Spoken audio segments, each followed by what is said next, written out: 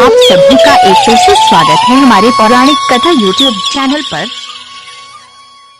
विजया एकादशी व्रत कथा। एक बार देवर्षि नारद ने जगत पिता ब्रह्मा जी से कहा, है ब्रह्मा जी, आप मुझे फाल्गुन माह के कृष्ण पक्ष की विजया एकादशी का व्रत तथा उसकी विधि बताने की कृपा करें। नारद की बात सुन ब्रह्मा जी ने कहा, है पुत्र, विजया एकादशी का उपवास पूर्व के पाप तथा वर्तमान के पापों को नष्ट करने वाला है। इस एकादशी का विधान मैंने आज तक किसी से नहीं कहा, परंतु तुम्हें बताता हूँ। ये उपवास करने वाले सभी मनुष्यों को विजय प्रदान करती है। अब श्रद्धा पूर्वक कथा का श्रवण करो। श्री राम को जब 14 वर्ष का वनवास मिला, तब वे भ्राता लक्ष्मण तथा माता सीता सहित पंचवटी में निवास करने लगे। उस समय महापापी रावण ने माता सीता का हरण कर लिया। इस दुखद घटना से श्री राम जी तथा लक्ष्मण जी अत्यंत दुखी हुए और सीता जी की खोज में वन वन भटकने लगे। जंगल जंगल घूमते हुए वह मरणासन जटायु के पास जा पहुँचे। जटायु ने उन्हें माता सीता के हरण का पूरा वृत्तांत सुनाया और भगवान श्री राम जी की गोद में प्राण त्याग कर स्वर्ग की तरफ प्रस्थान किया। कुछ आगे चलकर श्री राम व लक्ष्मण की सुग्रीव जी के साथ मित्रता हो गई और वहां उन्होंने बालिका वध किया।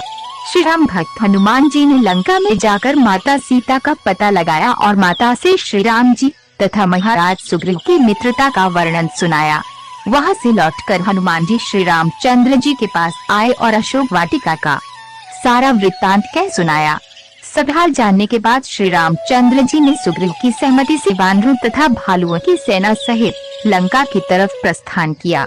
समुद्र किनारे पहुंचने पर श्री राम जी ने विशाल समुद्र को घड़ियालों से भरा देखकर लक्ष्मण जी से कहा, है लक्ष्मण, अनेक मगरमच्छों और जीवों से भरे इस विशाल समुद्र को कैसे पार करेंगे। प्रभु श्री राम की बात सुनकर लक्ष्मण जी ने कहा, भ्राताश्री, आप पुराण पुरुषोत्तम आदि पुरुष हैं, आपसे कुछ भी विलुप्त नहीं है।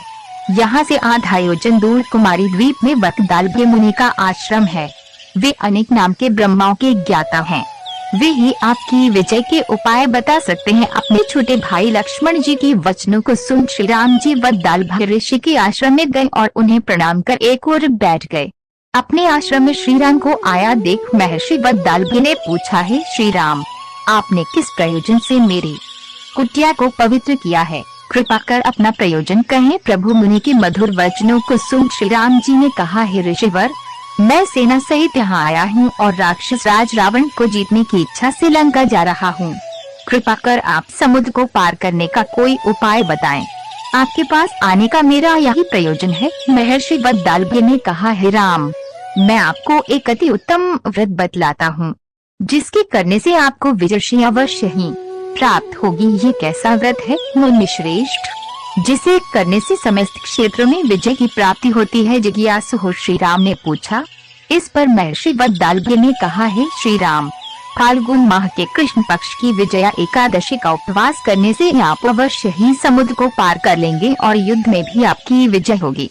हे मर्यादा पुरुषोत्तम, इस उपवास के लिए दशमी के दिन स्वर्ण, चांदी, तांबे या मिट्टी का एक कलश बनाएं। उस कलश को जल से भरकर तथा उस पर पंचपल्लव रखकर उसे वेदिका पर स्थापित करें। उस कलश के नीचे सतनजा अर्थात मिले हुए 60 अनाज और ऊपर जौ रखें। उस पर विष्णु की स्वर्ण की प्रतिमा स्थापित करें। एकादशी के दिन स्नान आदि से निवृत्त होकर धूप, दीप, नैवेद्य, नारियल आदि से भगवान श्री का पूजन करें। वह सारा दिन भक्ति पूर्वक कलश के सामने व्यतीत करें और रात को भी उसी तरह बैठे रहकर जागरण करें। द्वादशी के दिन नदी या तालाब के किनारे स्नान आदि से निवृत्त होकर उस कलश को ब्राह्मण को दे दें। है दशरथ नंदन, यदि आप इस व्रत को सेनापतियों के साथ करेंगे तो अवश्य ही विजयी आपका वरण करेगी। मुनि के वचन सुन तब श्री रामचंद्र जी ने विधि पूर्वक विजया एकादशी का व्रत किया और इसके प्रभाव से राक्षसों के ऊपर विजय प्राप्त की। जो मनुष्य इस व्रत को विधि विधान के साथ पूर्ण करेगा, उसके दोनों लोकों में विजय होगी। श्री ब्रह्मा जी ने नारद जी से कहा था, जो इस व्रत का महात्म्य श्रवण करता है या पढ़ता है, उसे वाजपेय यज्ञ के फल की प्राप्ति